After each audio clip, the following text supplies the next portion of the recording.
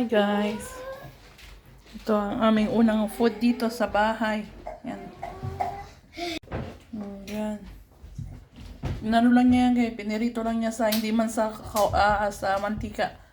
Sa ano yan, sa fry ano. Ito pa ang unang aming pagkain. Sabay-sabay kami kakain ngayon before umalis dito. Hi guys, so yan. Maghugas muna ako dito. Nagluto kasi si Petro bago kami aalis dito. Kasi nasa amin na po yung susi nitong bahay. Binigay na po sa amin. So anytime pwede na kaming matulog dito kung gusto namin. Pero ang mga gamit po namin nandun pa po sa dati naming inuupahan.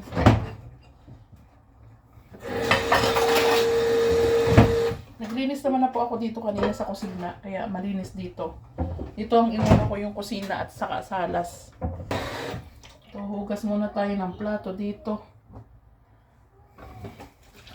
Ito, hugas muna tayo ng plato dito.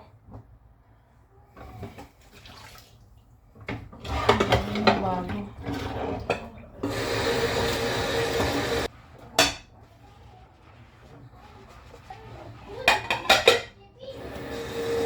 Yan guys, para maliwanag.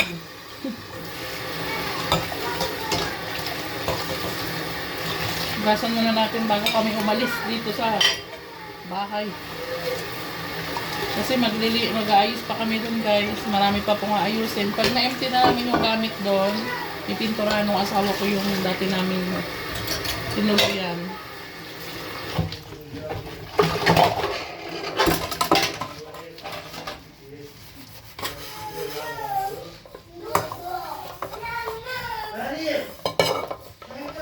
Dami lang guys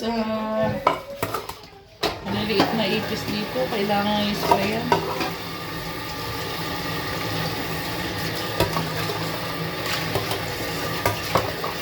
Kailangan namin bumili ng malaking yung lagayan ng plato. Ayan.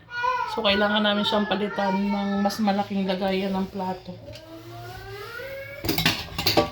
Meron naman dito guys na na mga plato, may mga baso. Yun ay kagandahan.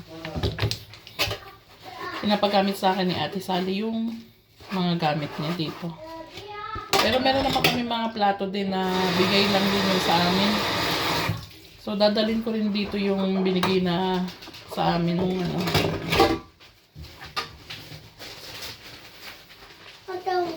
Maglinis muna ako dito kasi magpahinga natin gora na din sa bahay namin.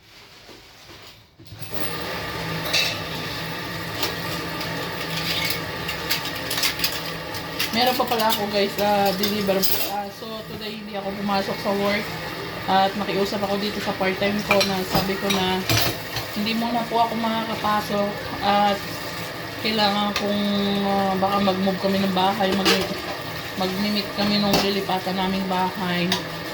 Hi guys! So nandito na po kami ngayon sa train station at pabalik na kami ng Piazza Romana. Ayan. Say bye-bye. Ayun niya. Bye-bye! Bye, Jacob, Daniel. So, pauwi na po kami ng Piazza Romana. Hi guys! So, nandito na po kami sa bahay at natulog na si Daniel. So, baka hindi po muna kami bumalik ngayong gabi doon. Gawa nga po ng nag-spray po doon